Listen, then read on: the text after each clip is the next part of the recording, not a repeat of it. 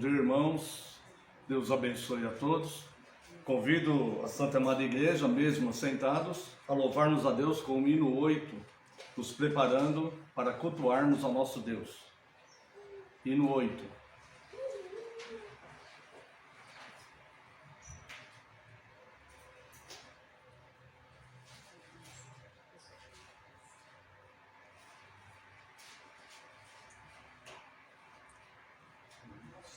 Tem lá atrás para mostrar.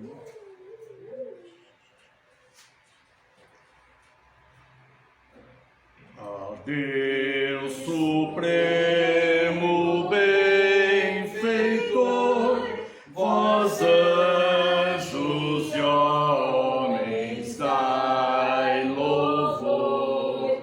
A Deus o Filho, a Deus o Pai, a Deus Espírito, glória dai. Convido ainda a Santa Irmã da Igreja a leitura do Salmo 2.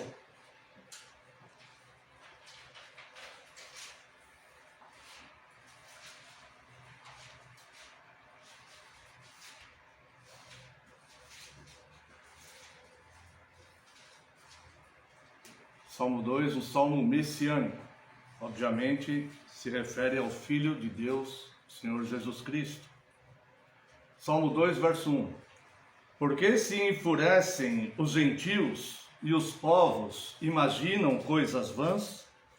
Os reis da terra se levantam e os príncipes conspiram contra o Senhor e contra o seu ungido, dizendo: rompamos os seus laços e sacudamos de nós as suas algemas.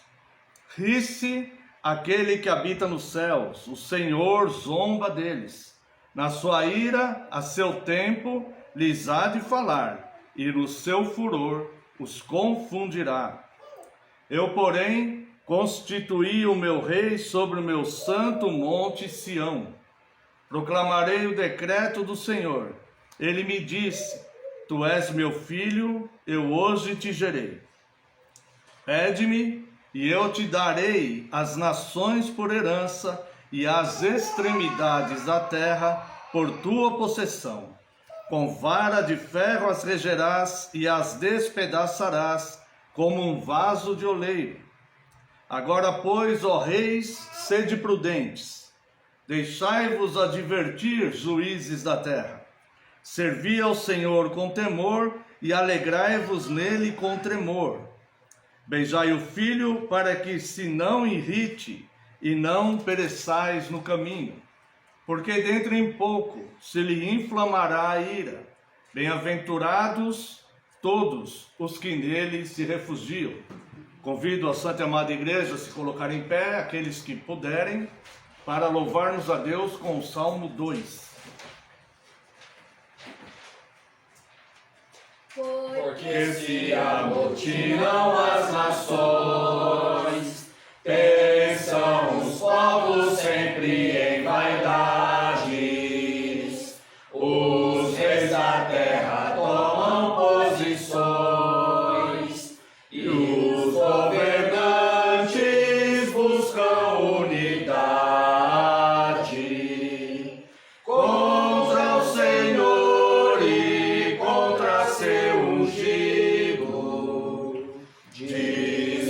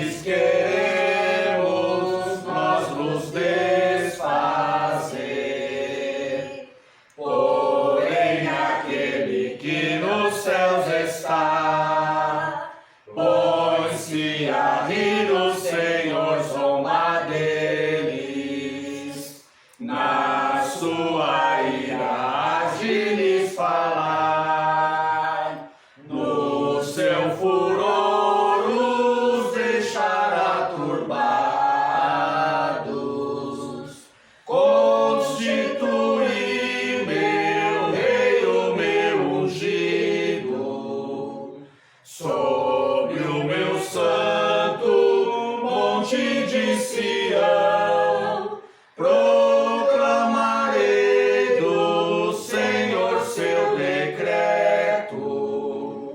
Disseste, meu filho, hoje te gerei. Pede a mim e herdarás nações, e os fins da terra como sua posse. Com teu bastão de ferro as quebrarás, qual vaso de oleiro despedaçarás. Agora, pois, ó Rei, sede prudentes, deixai-vos, ó juízes, exortai, prestai a Deus serviço com temor, e alegrai-vos nele com tremor.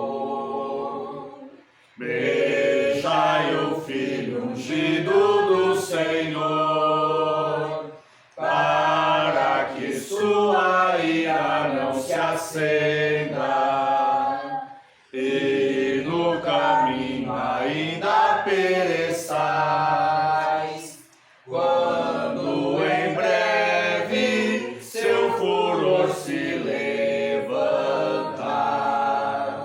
São todos nele bem-aventurados, todo que nele se refugiar.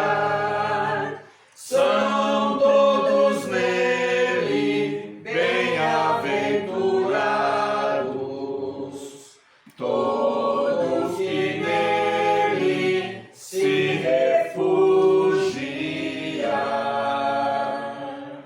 Convido a Santa e Amada Igreja para buscarmos a Deus numa oração de invocação, a exemplo de Cristo, que esvaziou-se da glória de ser Deus.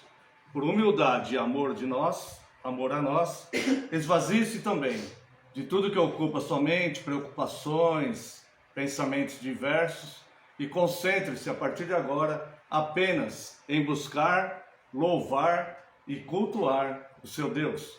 Convido, portanto, a Santa e Amada Igreja para uma oração de invocação. Oremos. Pai eterno e santo, Deus Pai, Filho, Espírito Santo, Senhor de toda graça, Pai das luzes, Pai de todas as consolações, Deus sublime, excelso, santo, justo, reto, juiz perfeito, Deus vivo, perfeito em santidade, Deus que é amor, Deus misericordioso, Senhor dos exércitos, Senhor Deus, Criador dos céus e da terra. A Ti, Deus, nós queremos cultuar nessa manhã, e para tanto, Deus, nós reconhecemos nossas falhas, pecados, nossa pequenez, pedimos perdão, Deus, para o Senhor, pedimos sinceras desculpas e lhe pedimos, Deus, que o Senhor restabeleça em nós um espírito novo, um espírito que seja voltado, Deus, para cultuá-lo em espírito e em verdade. E também, Deus, rogamos a Ti que envie Teu Santo Espírito, que nos ensine, Deus, como cultuá-lo, que Teu Santo Espírito, Senhor, venha nos dirigir, ó Deus, em todos os atos deste culto. Venha nos iluminar, Senhor, para recebermos a Tua instrução, que é lâmpada para os nossos caminhos, remédio, Deus, para as nossas medulas, e que o Seu Santo Espírito nos conduza, Deus, ao perfeito louvor, para respondermos a Ti, louvando o Senhor pelos Teus grandes feitos. Ser presente conosco, Deus, a partir desse momento nós nos unimos com toda a igreja fiel que o cultua nesse dia do Senhor em toda a terra. Que Seu nome seja louvado, Deus, que a sua instrução seja recebida com amor, santo temor e com reverência. E que nós, Deus, se for do teu agrado, possamos, Deus, prestar um culto que o agrade, um culto verdadeiro, assim como o Senhor exige na sua Santa Escritura. Muito obrigado pela tua graça para com cada um de nós. Receba a nossa adoração e o nosso louvor, e pelo teu favor e graça nos instrua nesta manhã. No nome santo e poderoso de Jesus Cristo é que nós oramos. Amém, Senhor, e glórias a ti. Quero convidar a Santa e Amada Igreja para professarmos o voto da nossa segurança. Amada Igreja do Senhor Jesus Cristo, onde está o nosso socorro? O nosso socorro está no nome do Senhor, Criador dos céus e da terra. Graça a vós outros e paz, da parte de Deus, nosso Pai, e do Senhor Jesus Cristo. Os amados irmãos podem assentar-se. Vos convido à leitura da Santa Lei de Deus. Livro do Êxodo, capítulo 20.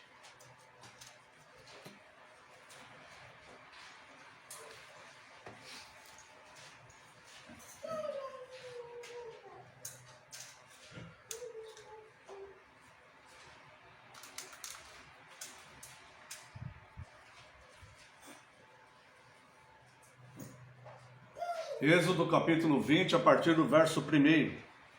Então falou Deus todas estas palavras: Eu sou o Senhor teu Deus, que te tirei da terra do Egito, da casa da servidão. Primeiro mandamento: Não farás para ti, não terás, verso 3. Primeiro mandamento: Não terás outros deuses diante de mim. Segundo mandamento: Não farás para ti imagem de escultura, nem semelhança alguma do que há em cima nos céus, nem embaixo na terra, nem nas águas debaixo da terra. Não as adorarás, nem lhes darás culto, porque eu sou o Senhor teu Deus, Deus zeloso, que visita a iniquidade dos pais nos filhos, até a terceira e quarta geração daqueles que me aborrecem. E faço misericórdia até 1000 gerações daqueles que me amam e guardam os meus mandamentos. Terceiro mandamento: Não tomarás o nome do Senhor teu Deus em vão, porque o Senhor não terá por inocente o que tomar o seu nome em vão. Quarto mandamento: Lembra-te do dia de sábado para o santificar. 6 dias trabalharás e farás toda a tua obra, mas o 7º dia é o sábado do Senhor teu Deus.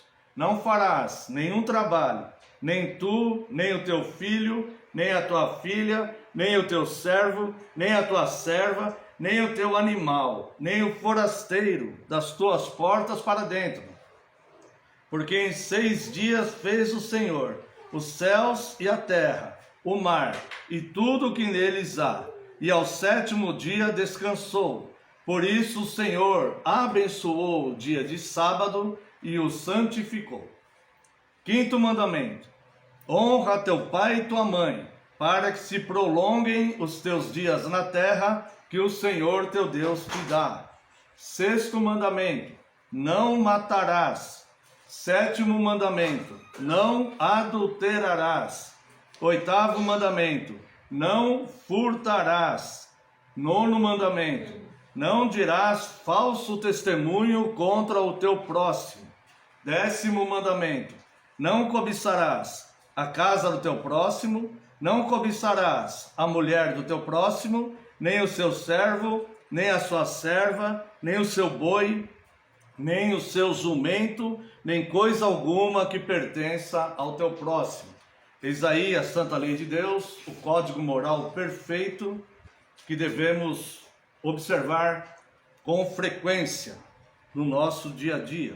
Quero convidar a Santa e Amada Igreja também à leitura no livro dos Provérbios, capítulo 21, onde leremos os versos 7 e 8.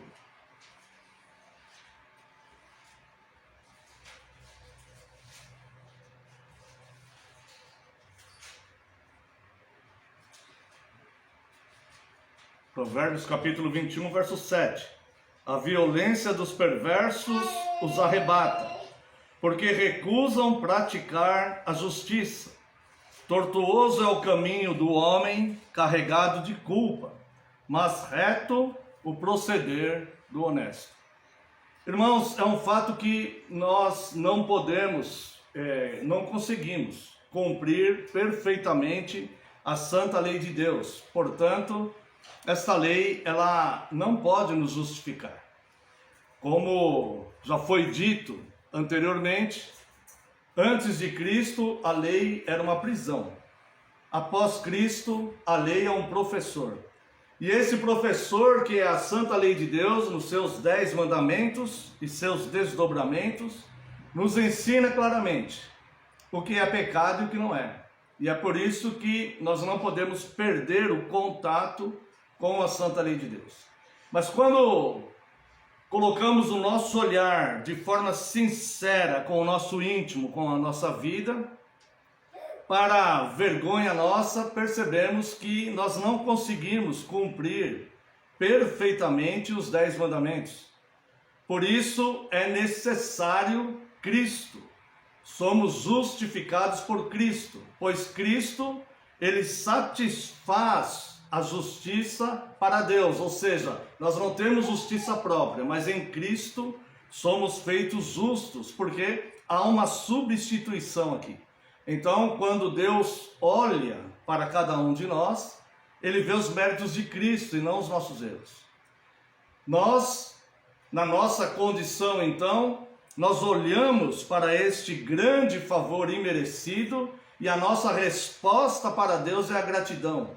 E nós respondemos a Deus com gratidão, procurando observar a lei de Deus, esse código moral perfeito de Deus, tentando evitar cometer os erros. Nós nos esforçamos 100% para tentar evitar cometer esses erros. O texto que lemos aqui em Provérbios capítulo 21, verso 7, nos traz preciosas lições, assim como todo o restante do livro. E nos diz aqui: a violência dos perversos os arrebata, porque recusam praticar a justiça. Normalmente, quando nós falamos de violência, nós pensamos no ser humano praticando violência contra o seu semelhante. Talvez força física, talvez um ato criminoso, um delito mais ofensivo, né? Como um homicídio, uma agressão, tá? Mas existem várias formas de violência. Existe a violência verbal, existe a violência moral, que muitas vezes são cometidas com as pessoas e que levam as pessoas ao verdadeiro desespero. E também há uma violência contra Deus, que é a violência das nossas atitudes deliberadas em recusarmos deliberadamente dar ouvidos para Deus, em recusarmos deliberadamente prestarmos culto a Ele, sermos instruídos, colocarmos as nossas vidas na direção de Deus. Isso é uma violência contra o Deus de amor, que enviou o seu próprio Filho para que sofresse a violência dos homens para pagar os nossos pecados. Então o verso 6 aqui, verso 7 diz: a violência dos perversos os arrebata, porque recusam praticar a justiça. Note que esta violência, seja ela no nível que ela estiver na vida do ser humano, ela um dia irá arrebatar a pessoa que deliberadamente recusa praticar a justiça. Note que essa passagem é para aqueles que deliberadamente rejeitam ser orientados ou seguir a justiça. E quem determina a justiça não são os juízes da terra, é o próprio Deus. Deus é o legislador. Ninguém pode legislar além da lei que Deus já legislou. Ou seja, Deus é o legislador. É Ele quem determina o que é justo e o que não é justo, fundamentado na sua vontade e no seu caráter positivo. Ou seja, nós olhamos a moral perfeita de Deus e deliberadamente resolvemos fechar os ouvidos e não praticá-lo. Como eu disse no começo, é bem verdade que nós não conseguimos praticar satisfatoriamente, mas nós temos que ter o coração voltado para tentar todos os dias essa prática, cada dia mais sermos fiéis ao nosso Deus. Então nós vemos aqui uma situação que nos adverte sobre o perigo iminente, ou seja, a violência dos perversos. Perverso é todo aquele que perverte algo. Muitas vezes a pessoa perverte as Escrituras. Muitas vezes a pessoa perverte a conduta cristã. Muitas vezes a pessoa perverte a ética e a moral cristã. E aqui está dizendo, a violência dos perversos o arrebata. Ela irá arrebatar esta pessoa. Porque essa pessoa se recusa praticar a justiça. Veja, ela deliberadamente, né, o texto nos mostra, né, deixa transparecer aqui, aqueles que deliberadamente recusam-se a praticar a justiça de Deus. Tá? E tem um agravante no verso 8. Tortuoso é o caminho do homem carregado de culpa. Irmãos, são poucas as coisas que devastam mais o ser humano do que a culpa. A culpa, ela corrompe, ela corrói o ânimo da pessoa. A culpa, ela corrói o amor da pessoa, a boa vontade, né? A culpa, ela transforma a pessoa numa pessoa deprimida, triste, sem forças. A culpa realmente, o sentimento de culpa realmente, ela devasta o interior do ser humano. É muito importante a penitência e pedirmos perdão a Deus, reconhecermos quando erramos, né? Quando possível, quando erramos contra o nosso próximo, também devemos nos desculpar. Mas sobre os nossos pecados, somente Deus tem poder para perdoar pecados, e isso para que os homens o temam. Aquela pessoa que vive com culpa, com sentimento de culpa, essa pessoa está fadada a uma infelicidade crônica, profunda, que muitas vezes ela não sabe a origem. Então é tortuoso de fato, como diz este provérbio. Os provérbios são didáticos, né? Os orientais, eles ensinavam filhos com provérbios, ensinavam seus discípulos com provérbios. E aqui diz claramente, tortuoso é o caminho do homem carregado de culpa. Mas temos aqui o alívio e a solução. Mas reto o proceder do honesto. Ou seja, é honestidade de nossa parte olharmos para a lei de Deus, falarmos para Deus, Senhor, infelizmente eu transgrido em alguns momentos da minha vida essa lei, mas eu me abomino e me detesto por isso. E eu peço que o Senhor restitua em mim um espírito inabalável, um coração puro, porque eu quero ser limpo de mãos e puro de coração. Então, fundamentados nas Escrituras e não nas opiniões humanas, fundamentados nas Escrituras, nós conseguimos força em buscar em Cristo o alívio para a nossa culpa. Nós não temos um sumo sacerdote que não possa compadecer-se das nossas fraquezas. Ao contrário. Portanto, entremos confiadamente no trono de graça, a fim de alcançarmos misericórdia. Farei um acréscimo aqui, em tempo oportuno. Então, é necessário que nós sejamos penitentes. É um ato litúrgico do nosso culto, um momento de confissão, onde estaremos fazendo uma oração silenciosa, pedindo perdão pelos nossos pecados. É um momento litúrgico, mas não precisa ser um momento mecânico. É um momento onde você pode falar com Deus com a sinceridade do teu coração Isto se você quiser. Porque você pode deliberadamente fechar o seu coração para as coisas de Deus e caminhar segundo os seus próprios pensamentos. Mas, se você sentir o desejo, você pode dizer para Deus: Senhor, me perdoe, porque muitas vezes recusei a justiça. Já sou falho em cumprir a sua lei.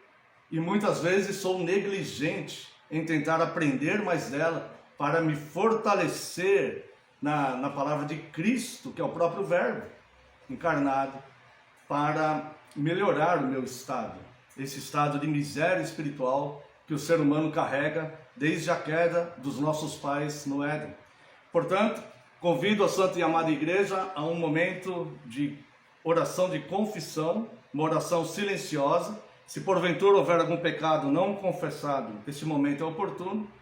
E se você sentir o desejo de falar a Deus: Senhor, me perdoe porque eu tenho pervertido, muitas vezes com violência, a sua palavra. E eu tenho deliberadamente recusado a justiça. Tenho recusado ser justo diante do Senhor. Duas coisas diferentes: justo diante de Deus e honestidade, né? De pagar as contas, de não cometer crimes, né? Esse é um dever de cada cidadão. É dever nosso, né? Assim como nós devemos ser justos diante de Deus. Convido a Santa e Amada Igreja a uma oração de confissão, uma oração silenciosa. Logo em seguida estarei orando em voz audível. Oremos.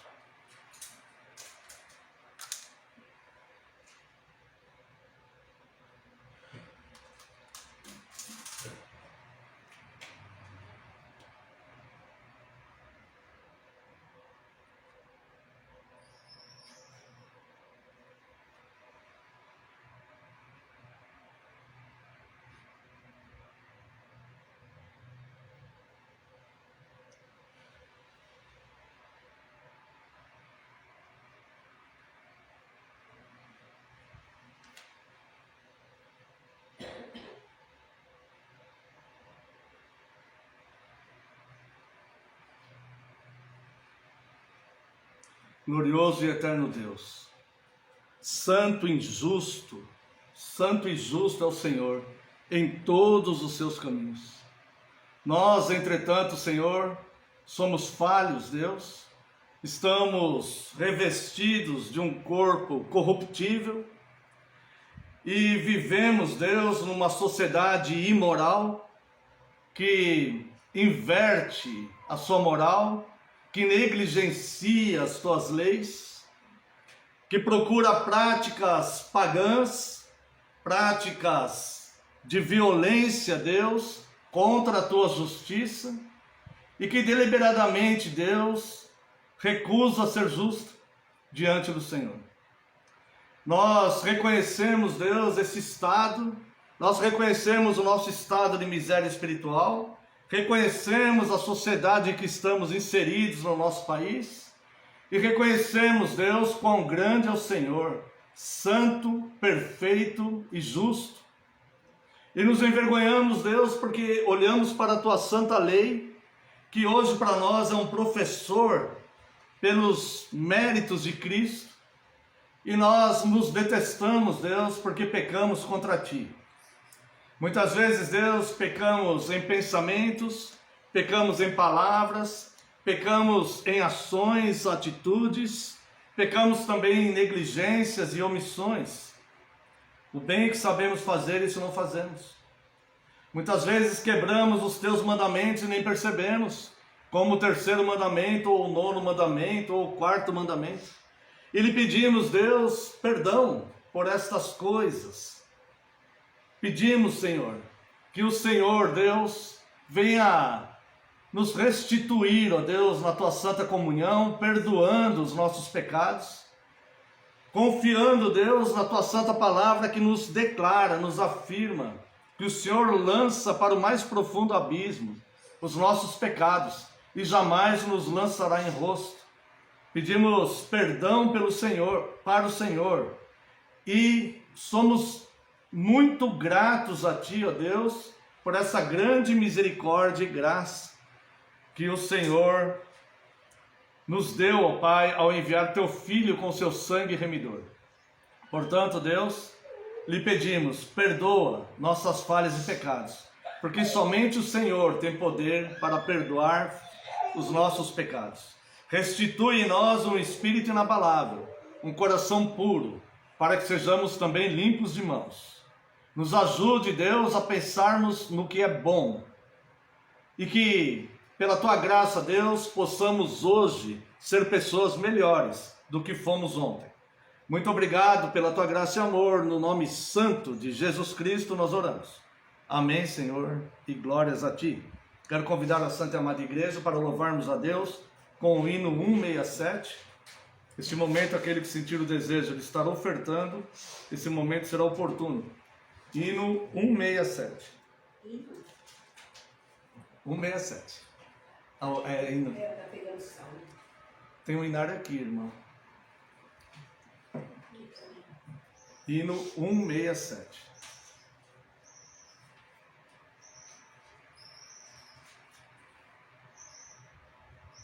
Meu pecado resgatado foi na cruz por teu amor, e da morte triste sorte me livraste tu, Senhor.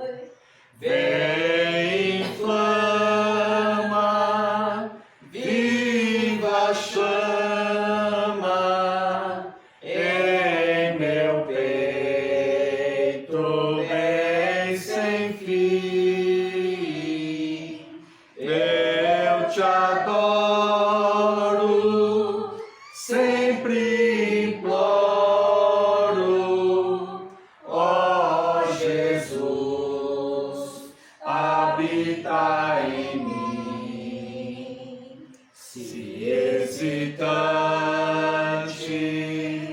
vacilante, ouço a voz do tentador. Tu me guias, me auxilias e me tornas vencedor. Vem, inflama, viva chama em meu peito, bem sem fim. Eu te adoro, sempre imploro, ó Jesus, habita em mim. Redimida, só tem vida a minha alma em teu amor. Com apreço reconheço quanto devo a ti, Senhor. Vem, inflama, viva chama em meu peito, bem sem fim. Eu te adoro, sempre imploro, ó Jesus, habita em mim. Convido a Santa e Amada Igreja para observarmos de forma breve o dia do Senhor 21. Estamos no Catecismo, estudando o Credo Apostólico. Vimos que a palavra credo significa creio. E o credo apostólico é um resumo da nossa fé cristã. As doutrinas cristãs, elas estão resumidas no credo apostólico. Por isso a importância de revivermos sempre na nossa mente, na nossa memória, o credo apostólico, para, assim como nós não queremos perder de vista o que de fato é pecado, para não pecarmos contra Deus, observando as leis de Deus, nós também não queremos perder de vista a sã doutrina. É um erro, existe um erro, existem vários erros muito grandes, né? Em meio aos segmentos cristãos na nossa geração. Falamos com bastante tristeza. E um deles é aquele pensamento: mas está errada essa doutrina, mas não tem problema, porque não interfere com a minha fé, com a minha salvação. Isso é um grande problema, porque se o cristão ele se envolve com Deus e com a igreja apenas para ser salvo, não é a Deus a quem ele serve a si mesmo. E ele quer o benefício da salvação, e é por isso que ele está ali. Nós devemos servir a Deus. A salvação é o ato de misericórdia, de graça de Deus por nós, e nós respondemos com gratidão. E servimos a Deus procurando entender tudo aquilo que Ele revelou para nós praticarmos e defendermos na nossa fé genuína das Escrituras, para que não hajam desvios, para que nós não sejamos colaboradores dos diversos desvios teológicos que aconteceram aí ao longo dos séculos, principalmente do século XIX para cá.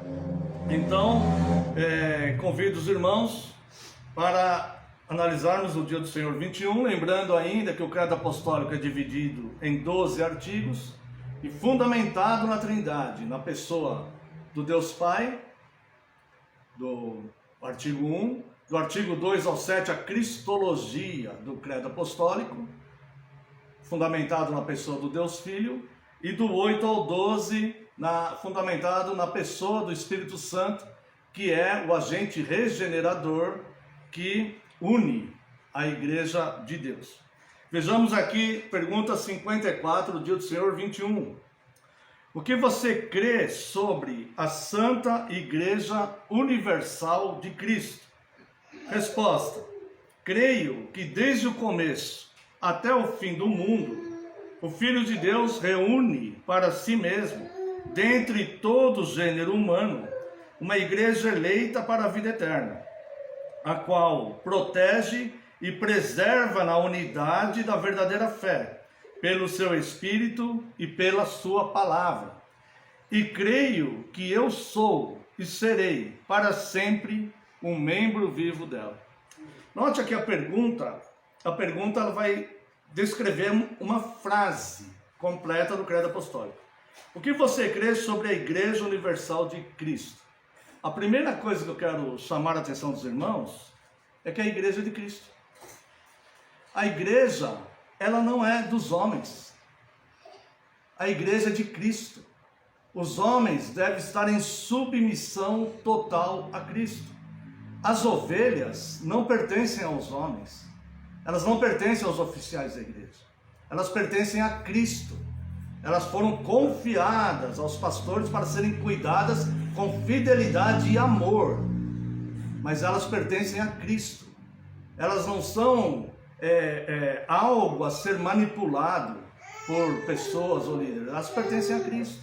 Então a primeira coisa que nós entendemos aqui é que a igreja pertence a Cristo. Pertencendo a Cristo, nós vamos entender que a igreja ela deve ser fiel a um único Deus e a uma única revelação de Deus, que é as Escrituras, que é o Verbo, que é o próprio Cristo, que é o testemunho da verdade. O próprio Cristo é a verdade, o Evangelho é o testemunho da verdade. Então, irmãos, o que nós entendemos com isso? Há apenas um Deus, há apenas um agente revelador, e há apenas uma revelação. E essa revelação, ela não está colocada para apreciação dos homens, para que cada um tenha uma interpretação particular daquela revelação. Há uma revelação. E diante desta única revelação, de um único revelador, nós devemos olhar para aquilo, respeitar como revelação de Deus, e caso não entendemos algumas coisas, procurarmos então ciência na palavra do Senhor, buscarmos entender e não introduzirmos a nossa opinião pessoal acerca sequer de uma palavra de algum versículo. Ou seja, esta palavra é uma revelação. A Bíblia, as Escrituras, elas são formadas em testamentos. O Primeiro Testamento e o Segundo Testamento. Isso quer dizer que o testamento, obrigatoriamente, as pessoas que têm contato com o testamento, obrigatoriamente devem se submeter à vontade do testador. E não usar esses testamentos de acordo com uma opinião que temos, ou que achamos, Obviamente todos nós temos opiniões, imaginações, e achamos isso, achamos aquilo, e muitas vezes aprendemos errado em algum lugar, né?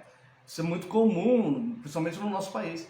Mas não podemos perder de vista que a igreja tem dono, a igreja é Cristo, é de Cristo.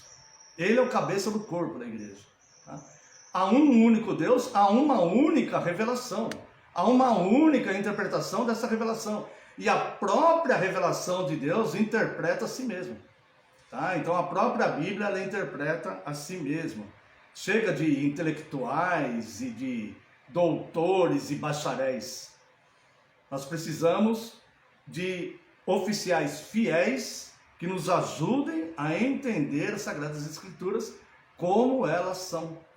Então a coisa que nós vemos aqui é o que você crê sobre a Santa Igreja Universal de Cristo. A primeira coisa, ela é de Cristo. Ela não pertence a homem nenhum. Ela é de Cristo. Segundo, o catecismo ele vem trazer explicações. Essas explicações do catecismo são totalmente bíblicas. Irmãos, esse catecismo já passou pelo crivo do tempo. Isso daqui é de 1561.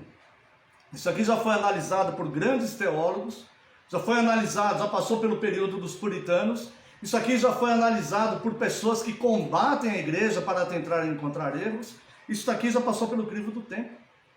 Não há mais novidades. E as referências todas bíblicas estão aqui. Então o catecismo é uma forma condensada para que nós não fiquemos dispersos dentro da Bíblia nas questões doutrinárias. E ele vai nos ensinar cada doutrina a partir do seu berço. Como surgiu essa doutrina fundamentado nas Escrituras. E é por isso que nós observamos e subscrevemos essas confissões. Pergunta 54. O que você crê sobre a Santa Igreja Universal de Cristo? Creio que desde o começo até o fim do mundo, o Filho de Deus reúne para si mesmo, dentre todo o gênero humano, uma igreja eleita para a vida eterna, a qual protege e preserva na unidade da verdadeira fé, pelo seu Espírito e pela sua palavra. Então, olha só, creio que desde o começo, se alguém foi salvo por Cristo. Se alguém foi salvo por Cristo. Não existe nenhum outro tipo de salvação fora de Cristo. E estes salvos congregaram, exceto se eles foram salvos nos seus últimos suspiros. Mas, havendo tempo, esses eleitos congregaram. Tá? E também, até o fim do mundo, o Filho de Deus reúne para si. Ou seja, enquanto a graça de Deus não alcançar o último eleito, o Senhor Jesus não voltará, porque nenhum se perderá daqueles que Deus elegeu antes da fundação do mundo.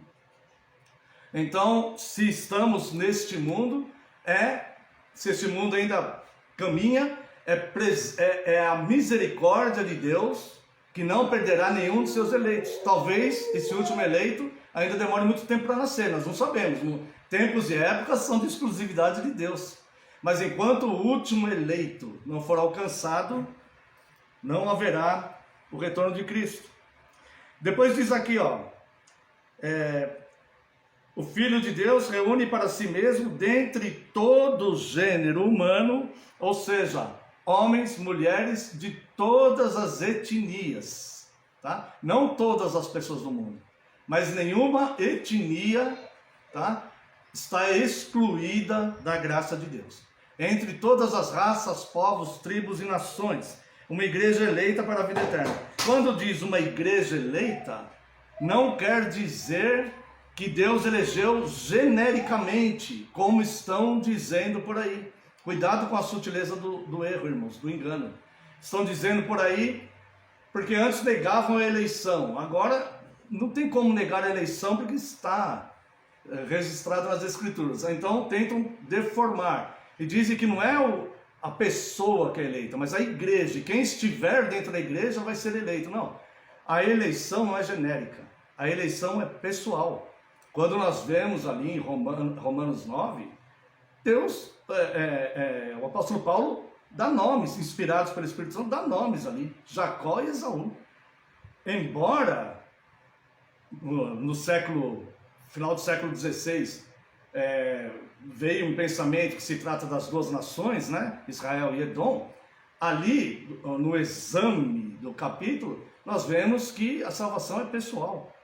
Cristo, ele não lançou uma rede na esperança de pegar peixes e guardar. Ele veio pessoalmente buscar cada um de nós. Ele veio buscar e salvar o perdido, no singular.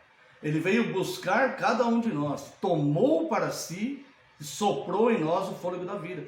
Como o Sproul disse certa vez, ele não só veio genericamente salvar alguém, ele desceu até o fundo do poço, pegou aquele que estava se afogando em delitos e pecados, que estava morto em delitos e pecados, tirou ele de lá, colocou nos ombros, trouxe para a superfície e soprou a vida, como um salva-vidas faz com uma pessoa que está se afogando.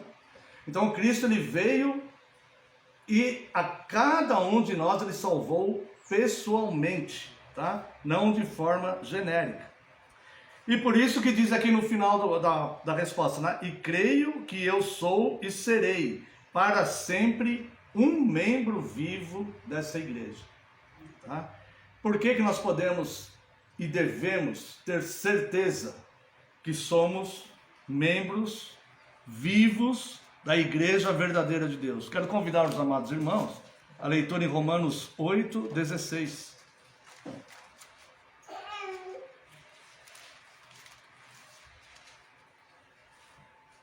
Que diz assim: o próprio Espírito testifica com o nosso Espírito que somos filhos de Deus. Ora, nesse Espírito, que aqui está com letra maiúscula, o primeiro Espírito aí, ó, o próprio Espírito com letra maiúscula testifica com o nosso Espírito com letra minúscula que somos filhos de Deus. Esse Espírito com letra maiúscula é o Espírito de Deus, portanto, não há engano nele. Não há mudança, não há sombra de variação. Mesmo que as pessoas queiram atualizar a Bíblia, né, como estão dizendo hoje em dia aí, não há mudança nisso. Essas coisas são como são. E aqui diz, o próprio Espírito testifica com o nosso Espírito que somos filhos de Deus. Nós pregamos o mesmo Cristo crucificado que o apóstolo Paulo menciona. Desde a era apostólica nós pregamos a mesma mensagem. Não há mudança nem variação nisso. Também, pergunta 55. O que você crê sobre a comunhão dos santos? Resposta. Primeiro, creio que todos os crentes juntos, e cada um em particular, como membros de Cristo, têm comunhão com Ele e participam de todos os seus tesouros e dons. Segundo, creio que cada um tem o dever de usar os seus dons com disposição e alegria, para o benefício e o bem-estar de outros membros. A palavra de Deus nos ensina que há um corpo, que é o corpo de Cristo, cujo Cristo é a cabeça, e esse corpo é formado por vários membros. Então, é impossível, por esta alegoria apostólica, é impossível um membro viver afastado da comunhão. É impossível, ele não consegue sobreviver, tá? Fora da comunhão. E segundo, que os dons que ele nos concedeu, dom é uma doação, é uma dádiva, é um presente de Deus. Ele nos deu aqueles dons e nós temos o dever de usarmos esses dons em favor do corpo, porque somos membros uns dos outros. Imagine se minha mão se recusa a levar o alimento para minha boca, se meu maxilar, minha mandíbula se recuse a mastigar e a engolir, se meu estômago se recusa a trabalhar. Não tem como. Todos os dons somos capacitados por Deus, vocacionados para servirmos a Ele aonde Ele nos colocar. E também a pergunta 56. O que você crê sobre a remissão dos pecados? Resposta: creio que Deus, por causa da satisfação que Cristo realizou, não se lembrará mais dos meus pecados, nem da minha natureza pecaminosa, contra a qual devo lutar durante toda a minha vida. Guarda isso no teu coração. Isso aqui é duro, mas é uma realidade. É uma realidade. Nós devemos lutar contra essa natureza pecaminosa enquanto estivermos neste corpo. Tá? Por que morremos? Porque é a libertação final do pecado. Então, nós devemos preparar-nos espiritualmente e lutarmos, passarmos a vida lutando contra a nossa tendência pecaminosa. É uma grande realidade que nos une a todos no mesmo nível.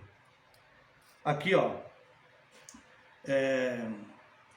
Contrário de eu lutar a minha vida inteira. Mas me concederá graciosamente a justiça de Cristo, para que eu jamais entre em condenação. Lá, o apóstolo Paulo fala aos Romanos: nenhuma condenação há para os que estão em Cristo Jesus. Observação, essa expressão está no tempo presente. Não é algo a ser adquirido depois, nós já fomos alcançados. Então a nossa resposta, se de fato somos alcançados, nós vamos perseverar. É o que chamamos de perseverança dos santos, certo? Uma das respostas que demos aos remonstrantes. Perseverança dos santos. Então, aquele que de fato é salvo, o Espírito testifica com ele que ele é salvo.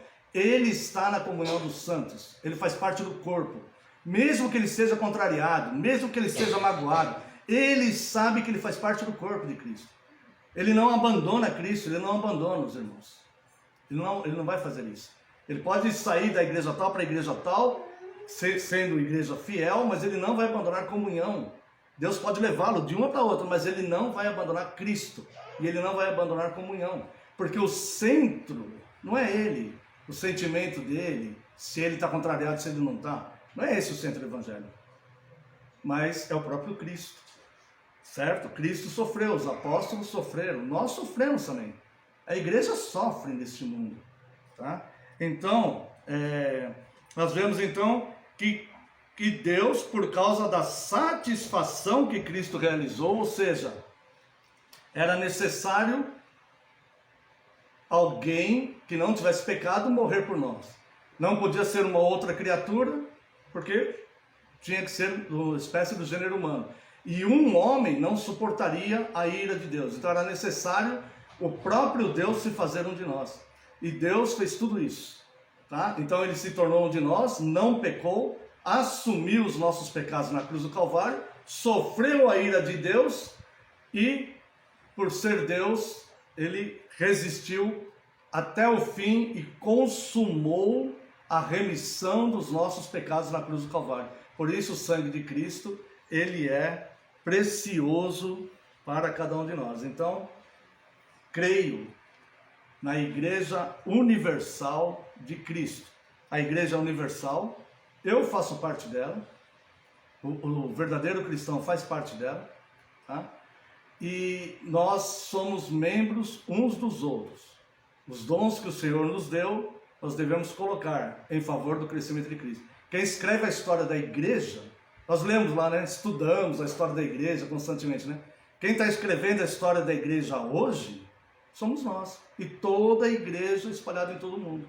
Nós estamos escrevendo essa história, tá? Então escreva a tua parte da melhor forma possível, da melhor forma que você puder.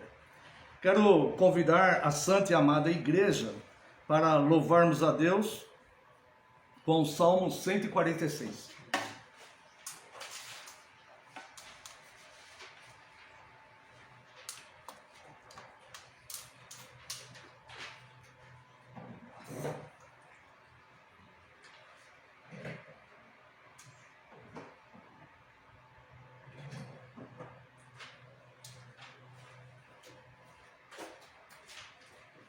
Aleluia, ó minha alma, glorifica o teu Senhor. E durante a minha vida cantarei em seu louvor.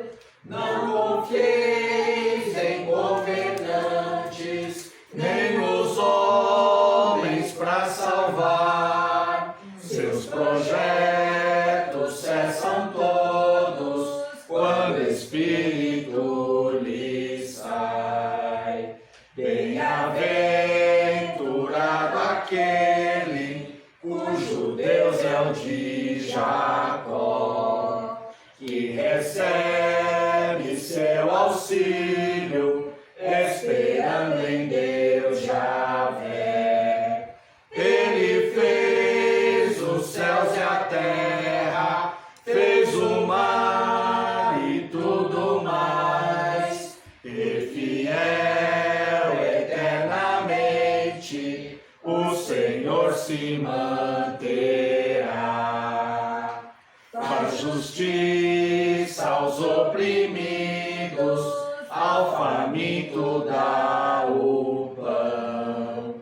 O Senhor liberta os presos, abatidos põe de pé.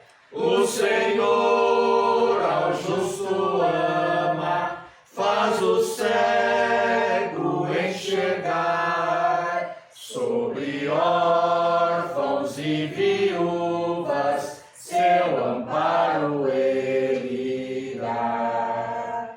O Senhor ao forasteiro lhe concede proteção, mas dos ímpios o caminho o Senhor transtornará. Para sempre o Senhor reina, ó Sião, teu Deus é rei. De uma geração a outra, reina Deus, aleluia. Quero convidar a Santa e Amada Igreja a leitura no livro dos Atos dos Apóstolos, capítulo 2. Faremos a leitura dos versos 1 a 4.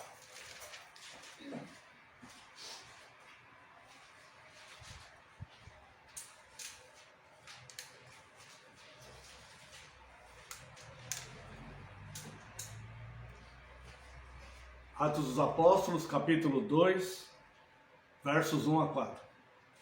Ao cumprir-se o dia de Pentecostes, estavam todos reunidos no mesmo lugar. De repente veio do céu um som, como de um vento impetuoso, e encheu toda a casa onde estavam assentados. E apareceram distribuídas entre eles línguas como de fogo, e pousou uma sobre cada um deles. Todos ficaram cheios do Espírito Santo e passaram a falar em outras línguas, segundo o Espírito lhes concedia que falassem. Também convido a amada igreja a leitura de Mateus, capítulo 3, versos 11 e 12.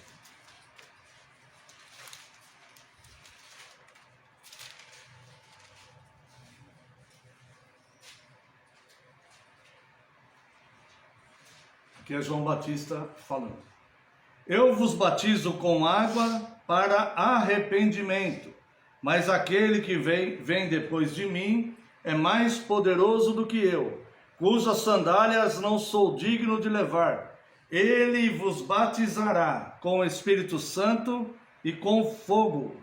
A sua pá ele a tem na mão, e limpará completamente a sua eira, recolherá o seu trigo no celeiro, mas queimará a palha em fogo inextinguível.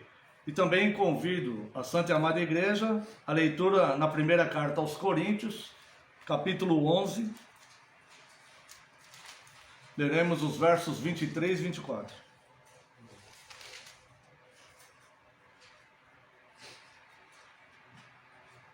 Primeiro aos Coríntios 11, 23 e 24. porque eu recebi do Senhor o que também vos entreguei.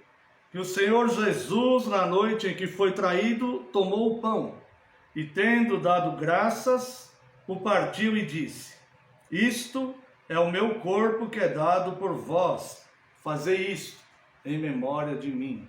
Até aqui, convido a igreja a uma breve oração. Oremos. Pai precioso e santo, eterno, Deus de amor, neste momento, Deus, do seu culto, do culto celebrado a Ti, onde somente o Senhor é louvado, adorado, homenageado, nós estamos diante da Tua santíssima palavra, Deus. E nós anelamos pela Tua instrução, Senhor. Nós precisamos, carecemos ser instruídos pelo Senhor. Nós precisamos da Tua instrução para seguirmos, Deus, continuarmos nesta nossa peregrinação até o dia que o Senhor nos tomar para si. Portanto, Deus, mais uma vez eu lhe peço perdão pelas minhas falhas e pecados, e eu rogo a Ti que envie Teu Santo Espírito, Senhor, para que tudo que for falado aqui seja ministrado pelo Teu Santo Espírito. Somente o Teu Santo Espírito fale através de mim nesta manhã. Que o Senhor repreenda e não permita que nada saia dos meus lábios sem que seja ministrado pelo Teu Santo Espírito. E que nesse momento eu clamo a Ti, Senhor, eu rogo a Ti, que eu diminua, eu desapareça, e só prevaleça a Tua palavra, porque a Tua palavra é a verdade. Em nome de Jesus Cristo é que nós oramos. Amém, Senhor. Amada Igreja do Senhor Jesus Cristo, venho vos proclamar Cristo, o pão da vida, o pão vivo que desceu do céu e se fez um de nós, para que nós fôssemos feitos à sua semelhança, pão também, e tivéssemos parte no seu corpo, que como o pão dado por nós, para que nós tivéssemos vida e comunhão nele. O texto que lemos aqui de 1 Coríntios capítulo 11, versos 23 e 24 diz: porque eu recebi do Senhor o que também vos entreguei, que o Senhor Jesus, na noite em que foi traído, tomou o pão e, tendo dado graças, o partiu e disse: isto é o meu corpo, que é dado por vós. Se o Senhor Deus nos permitir, no próximo dia do Senhor, estaremos ministrando a Santa Ceia do Senhor. Portanto, devemos nos preparar para ela e devemos entender quem somos. Uma das perguntas mais básicas na história da humanidade é quem eu sou. A segunda é: por que estou aqui? E nós vemos aqui então que Cristo tomou o pão, deu graças, o partiu e disse: isto é o meu corpo. Que podemos aprender sobre o pão, o corpo de Cristo, que participaremos, se assim Deus nos permitir, no próximo dia do Senhor. Se vocês receberam dignamente, vocês são exatamente isso que receberam. Ou se vocês receberem no próximo dia do Senhor, dignamente, vocês serão exatamente isto. Ou seja, pão também. A mesma essência e o mesmo corpo. Não existe um membro que não tenha a mesma essência do corpo. Eis o porquê a severidade e o cuidado ao participarmos da Santa Ceia do Senhor. Nós fazemos parte, a Santa Igreja de Cristo, sim, a Igreja é santa. A Imaculada Igreja de Cristo, sim, a Igreja é imaculada. A perfeita Igreja de Cristo, sim, a Igreja é perfeita. Porque a noiva que Cristo vem buscar, ela é santa, imaculada e perfeita. Nós, individualmente, não somos perfeitos. Mas a igreja que Cristo vem buscar, ela é perfeita. Se você não está na igreja perfeita, você não está na noiva que Cristo vem buscar. Essa igreja ela é perfeita porque ela vai ser conduzida fielmente pelas Escrituras. Esta igreja é imaculada porque não é permitido imoralidades ou pecados no seu seio. Se houver pecados e imoralidades, esses pecados e imoralidades serão disciplinados.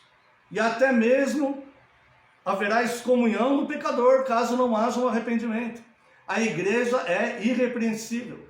Portanto, a igreja é o corpo de Cristo, santo e imaculado. E se nós, enquanto membros uns dos outros, recebermos o pão dignamente, nós seremos exatamente isto. Seremos o corpo de Cristo. O pão, exatamente como é pão o corpo de Cristo, ou seja, a mesma essência. O apóstolo diz, nós somos muitos, mas um só pão, um só corpo. Eis como explicou o sacramento da mesa do Senhor. Nós somos muitos, mas um só corpo. Convido aqueles que quiserem e puderem a leitura em 1 Coríntios, capítulo 12, versos 12 a 14. Porque assim como o corpo é um e tem muitos membros, e todos os membros, sendo muitos, constituem um só corpo, assim também com respeito a Cristo. Pois em um só Espírito, todos nós fomos batizados em um corpo, quer judeus, quer gregos, quer escravos, quer livres. A todos nós foi dado de beber de um só Espírito, porque também o corpo não é um só membro, mas muitos. Nós somos membros uns dos outros. Ninguém é obrigado a sê-lo, mas ao ser membro, deve ter a mesma essência do corpo. Nós devemos ser exatamente iguais na nossa busca por santificação. Nós devemos ser exatamente iguais, lutando contra o pecado. Nós devemos ser exatamente iguais na humildade, no amor, na compaixão, na fraternidade, na caridade e principalmente no serviço piedoso, que é assim que servimos a Cristo. Neste pão se indica como devem amar a unidade. Acaso este pão foi feito de um único grão? Não eram acaso muitos os grãos de trigo? Não eram muitos os grãos de trigo que formaram aquele pão que Cristo partiu naquele dia? Mas antes de se tornarem pão, estavam separados. Se uniram mediante a água depois de terem sido triturados. Se não for moído e amassado com água, o trigo não poderá se tornar pão. Cada lágrima que você derramou na sua caminhada foi te forjando o mesmo pão. Participante da mesma unidade. Mas se você não for trigo mesmo, você nunca irá dar valor às lágrimas que você derramou. Nossa unidade no corpo. A nossa fé foi construída por um único autor, Cristo. E o autor da nossa fé construiu esta fé com sofrimento e com dor. E a igreja sofre desde a sua fundação e a sua organização. Ela sofre preconceito, ela sofre perseguição armada, ela sofre perseguição intelectual. Há o joio no meio do trigo, perturbando o trigo. Há o joio entre os mais diversos segmentos, perturbando a igreja no geral. A igreja, ela sempre sofre. Mas a igreja verdadeira se regozija no seu sofrimento, porque sem ser triturada e sem ser amolecida com a água, ela jamais poderia se tornar um elemento da massa que constituiria aquele pão que as mãos santíssimas dividiram e falaram: eis o meu corpo. Isto é o meu corpo. Ou seja, nós. Então nós éramos separados, distantes uns dos outros, classes sociais diferentes, culturas diferentes, ambientes diferentes, famílias diferentes, espalhados por aí, pelo mundo. Fomos unidos em um só corpo. E este corpo, para que chegássemos a este nível, fomos triturados e fomos amolecidos com água. Glória a Deus por todo o sofrimento que nós passamos, pois nada nos acontece sem que Deus esteja no controle absoluto. E Ele sabe exatamente o que está fazendo, pois todas as coisas cooperam para o bem dos que amam a Deus, a saber, os que creem no seu nome. Não os que têm Cristo como uma crença ou um patuá, mas os que querem ter a mesma essência, ser a mesma massa, o mesmo pão, o mesmo corpo, ter a mesma batida cardíaca, o mesmo pulso, o mesmo pulsar, o mesmo desejo, a mesma vontade, andar pelos mesmos caminhos, praticar as mesmas boas obras, ser um com aquele que nos salvou, a saber, que é a cabeça do corpo da igreja. Veja a nossa unidade, 1 Coríntios capítulo 12, versos 25 a 27. Para que não haja divisão no corpo. Pelo contrário, cooperem os membros com igual cuidado, em favor uns dos outros. De maneira que se um membro sofre, todos sofrem com ele. E se um deles é honrado, com ele todos se regozijam. Ora, vós sois corpo de Cristo e individualmente membros deste corpo. Mas, e a procedência do trigo? O inimigo semeou zoio no meio do trigo. Nós vemos lá em Mateus capítulo 13, a partir do verso 24. Veja que interessante. Mateus 13, 24.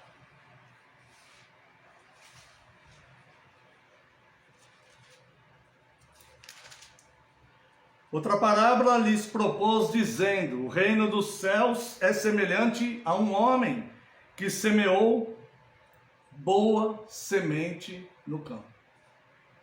Guarda isso no teu coração. Um homem semeou boa semente no seu campo. Mas enquanto os homens dormiam, a igreja adormeceu por muito tempo.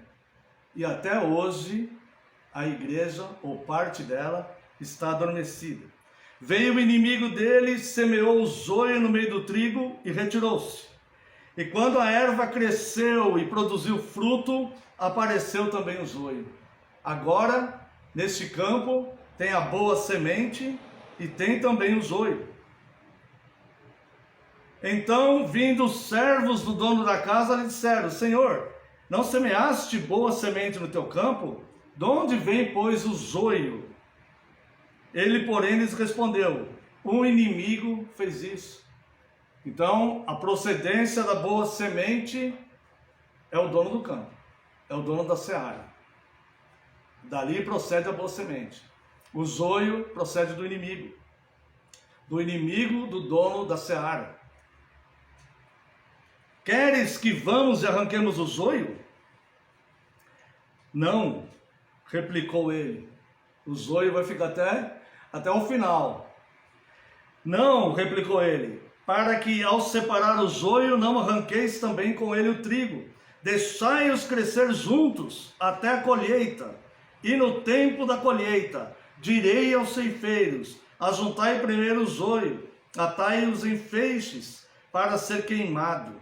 Mas o trigo recolhei no meu celeiro. Nós somos a boa semente. A igreja fiel e verdadeira é a boa semente. Sabemos que existe o joio, mas mantemos o nosso domicílio para sermos unidos a outros grãos de boa semente que se unirão a nós para ser também pão. Eis o processo do corpo verdadeiro de Cristo. Como nós vemos aqui em Mateus 13:24. Nasce da boa semente. A parábola do semeador é fundamental na teologia e no entendimento das Escrituras. O Senhor Jesus falou assim, falou para os seus discípulos: se você não entender essa parábola, você não entenderá as outras. Ele diz isso. Se você não entender a parábola do semeador, você não vai entender as outras. A boa semente é a palavra de Deus. Que um homem saiu a semear. Alguém. Não há uma pessoa específica. Tá? A ênfase aí vai estar na boa semente que é o Evangelho. Nós procedemos, o verdadeiro eleito, ele é alcançado através da boa semente pregada a ele, e através desta boa semente Deus vai operar a fé no coração dele. Como vemos lá em Romanos capítulo 10, verso 17. A fé vem pelo ouvir, e o ouvir pela pregação de Cristo. Não há outro meio. Não há outro meio. Pessoa que se converte em sonho, a não ser que ela sonhou com o texto correto. Uma pessoa que sonhou que alguém apareceu para ela e ela se converteu, nós não vemos isso nas Escrituras. A forma que Deus opera a fé no coração da pessoa é a palavra, o verbo, a saber, o próprio Cristo, o caminho, a verdade e a vida. Aquele que se deu por nós e que, com muito sofrimento, é o autor da nossa fé. Bem, então nós vemos que o processo do corpo verdadeiro de Cristo nasce da boa semente. A semente é a santa palavra. Une-se a outros grãos que nasceram da mesma boa semente e se tornaram membros uns dos outros. Como nós vimos lá em 1 Coríntios 12, 27. Nós somos membros uns dos outros. Unidos pela água do batismo, que é a morte de Cristo. Nós vemos lá em 1 Coríntios 12, 13. Todos nós fomos batizados no mesmo Espírito. Todos nós. O sacramento do batismo tem como um símbolo, um dos seus símbolos, o símbolo ativo é Cristo, é o Espírito Santo. O símbolo passivo é a água. Todos nós fomos unidos por esta água. Mas para que o grão venha cumprir sua função, que é alimentar, ele precisa se tornar pão. E para isso é necessário um outro elemento, a saber, o fogo. Há de vir o Espírito Santo, e como ele virá sobre nós, como nós vimos na leitura de Atos 2:3, mostrando-se em labaredas de fogo. O fogo que purifica a nossa boca. Olha aqui, no chamado de Isaías capítulo 6, versos 5 a 8. Então disse eu: ai de mim, estou perdido, porque sou homem de lábios impuros, habito no meio de um povo de impuros lábios, e os meus olhos viram o Rei, o Senhor dos exércitos. Então um dos serafins voou para mim, trazendo na mão uma brasa viva, que tirara do altar com uma tenaz. E com a brasa tocou a minha boca e disse: eis que ela tocou os teus lábios, a tua iniquidade foi tirada, e perdoado o teu pecado. Depois disto, ouvi a voz do Senhor que dizia: a quem enviarei e a quem há de ir por nós? Disse eu: eis-me aqui, envia-me a mim. O que isso tem a ver com o texto de Atos 2, quando apareceu aquelas línguas como de fogo. O fogo purifica a linguagem. Purifica a nossa linguagem. Ao sermos corpo de Cristo, nós não temos mais a linguagem mundana. Nós não aconselhamos mais as mulheres, teu marido fez isso, faz isso também. Nós não aconselhamos mais os maridos, não seja besta, vai se divertir, não fica fazendo tudo que tua mulher... Nós não aconselhamos isso. A nossa linguagem é reformada. Nós falamos sobre Cristo, nossa linguagem é purificada. Nós falamos o que é útil, o que tem proveito, o que há alguma virtude. É isso que nós falamos. Nós não damos conselhos ímpios. Nós não fazemos piadas com o santo nome de Deus. Nós sofremos acusações de sermos fundamentalistas, fatalistas, legalistas e sei lá mais que outra lista que eles colocam a gente. Mas nós ficamos com a nossa linguagem transformada, purificada, porque nós não somos mais a mesma criatura que nós éramos. Nós não somos iguais a este mundo, nós não somos iguais à nossa sociedade, nós não somos iguais à falsa igreja, nós não somos iguais ao joio. Nós somos transformados, e a nossa linguagem é transformada. Agora nós falamos a verdade, a saber, a aletheia, logos e aletheia, o verbo e a verdade. Cristo é a verdade. Ninguém no mundo, na história da humanidade, pôde advogar a si ser a própria verdade. Somente Deus, somente Cristo. E ele falou, eu sou a verdade. Eu sou a palavra, e eu sou a comunicação da verdade. Eu sou a resposta filosófica de Deus para o mundo. Eu sou a resposta teológica de Deus para a igreja. Eu sou a salvação dos pequeninos, que não querem ser os intelectuais da moda, mas querem ser fiéis a Cristo, com a sua linguagem purificada. É assim que somos pão, transformados pelo fogo, além das lágrimas, além de sermos triturados, nós ainda somos cozidos pelo fogo, para purificação. Então nós vemos que ele nos inspira a piedade e nos faz arder para Deus e desprezar o mundo. Note que interessante, Romanos capítulo 12,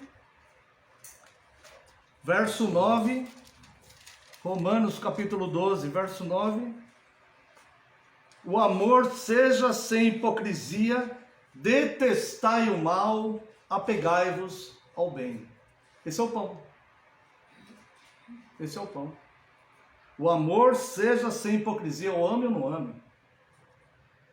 Detestai o mal. Infelizmente nós estamos num corpo corrompido, mas nós nos detestamos por isso. E se errarmos, caia com a boca no pó. Caia com a boca no pó. Título de reformado não vai salvar ninguém.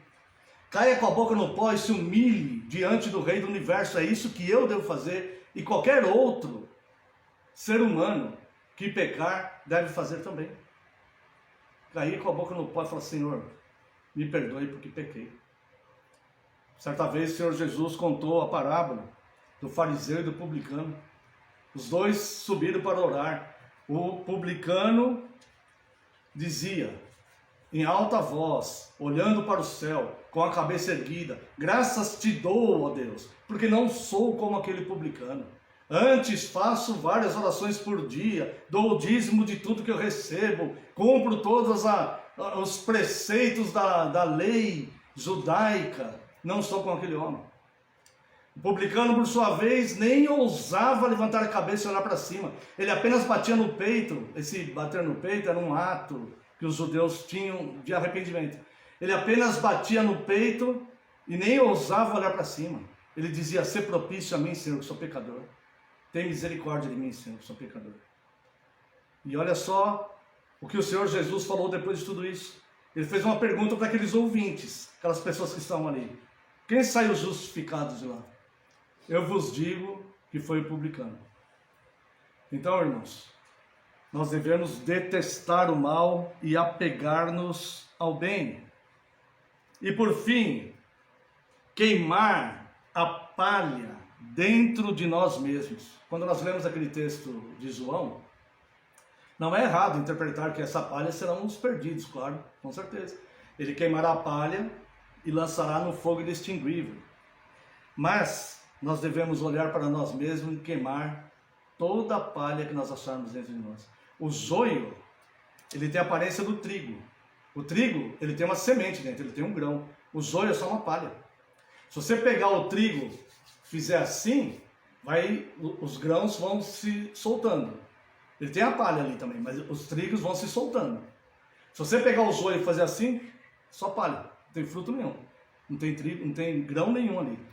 Então nós devemos queimar a palha dentro de nós e purificar o nosso coração como ouro, como, vou ler lá novamente, Mateus 3, 11 e 12, como diz João Batista. Mateus 3, 11 e 12. Eu vos batizo com água para arrependimento, mas aquele que vem depois de mim é mais poderoso do que eu, cujas sandálias não sou digno de levar. Ele vos batizará com o Espírito Santo e com fogo. A sua pá ele a tem na mão, e limpará completamente a sua eira. Não tenha dúvida que ele vai limpar completamente. O que vai definir é quem eu sou e onde eu estou nesse processo todo. Porque ele vai limpar tudo. A sua pá ele a tem na mão, e limpará completamente a sua eira. Recolherá o trigo no seu celeiro, guardadinho, mas queimará a palha com fogo inextinguível. Assim como um peixe não pode viver fora da água, nós não podemos viver fora do corpo. Não há cristão fora do corpo. Somos felizes, não quando queremos nos satisfazer, mas quando nos tornamos úteis, cumprindo a nossa função no pão vivo, o corpo de Cristo. É isso que vai dar a verdadeira felicidade para nós. É o serviço piedoso. Que possamos ser pão. E se o Senhor nos permitir, no próximo domingo, no sermão analisaremos sobre o outro elemento do sacramento da Santa Ceia, que é o vinho. Amém. Convido a Santa Amada Igreja para louvarmos a Deus com o hino 142.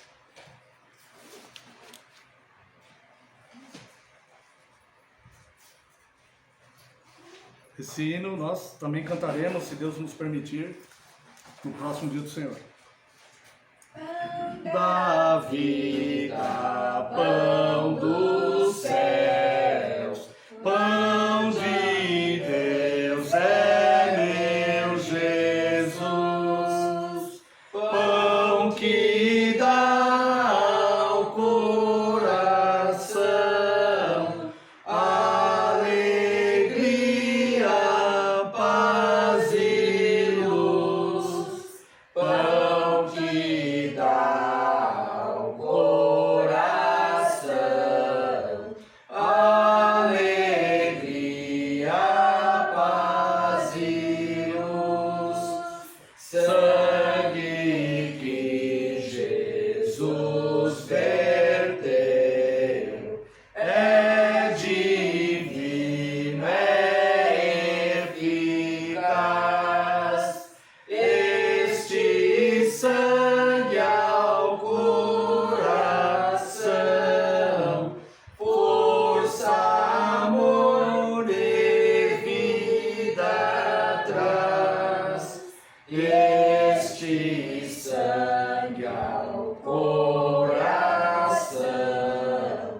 força, amor e vida traz. Vem Jesus me abençoar, enche-me de ti, Senhor, pois almejo te servir e te honrar, meu Salvador, pois almejo te servir e te honrar, meu Salvador.